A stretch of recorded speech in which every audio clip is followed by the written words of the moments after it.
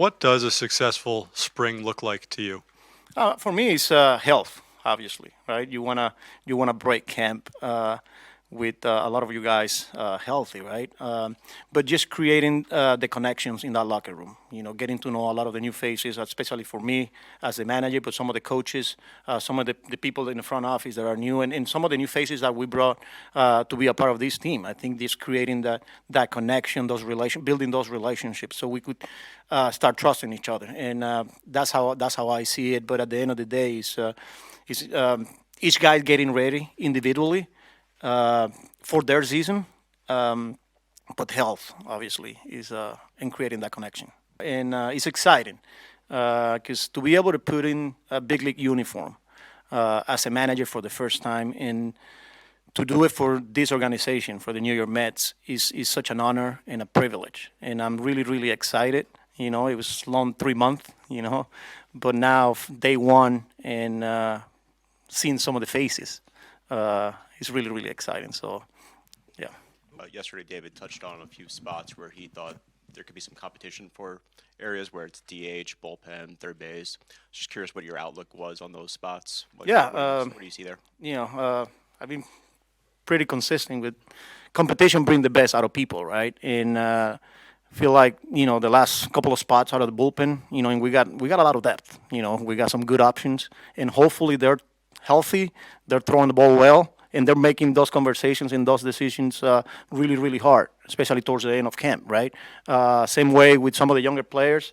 We talk about third base, but we feel good with what we got going in, right? And then whether it's that last roster spot out of the bench, whether it's a platoon player, there's definitely going to be some competition, and it's a healthy competition, and it's always fun to have some of this. And again, we're a long ways away from that.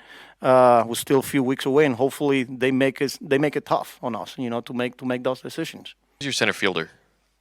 Who's my center fielder? We got good options, We got good options. And look, we brought Bader in here, obviously, but we also got Brandon Nimmo, and from the beginning, we've been having those conversations with Brandon, and he's been very, very open about it. And we all know Brandon, this is a guy that wants to win, and he will do everything he can possibly do to help this team win a game, whether that's in left, whether that's in center. We got Tyrone Taylor as well.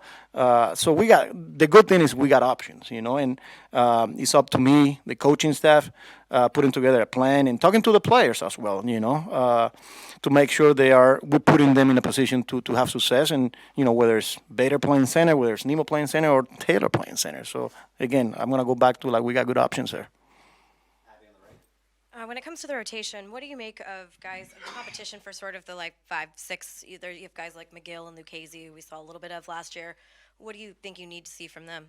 Well, to be themselves. It's not a secret that to get to 162 plus, we're gonna need more than 5, right? And the fact that we got a lot of options in, you mentioned those two, they're gonna play a big role for us. They're gonna pitch meaningful games. They're gonna give us meaningful innings. And I feel like the way we're gonna approach is everybody's getting ready for opening day, right?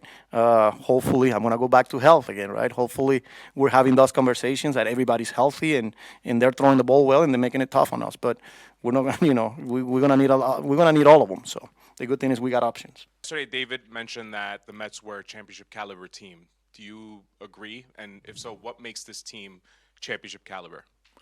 We got a lot of talent in this room. We are excited about the players that we got.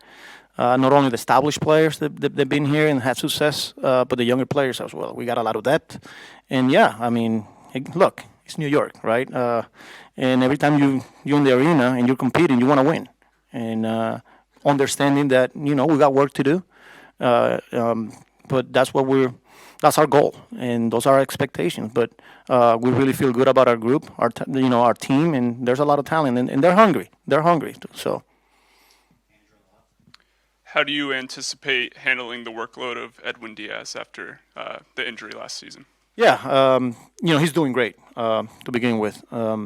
He's got a smile on his face, and he's finishing his rehab program, and he's going to be one of those with.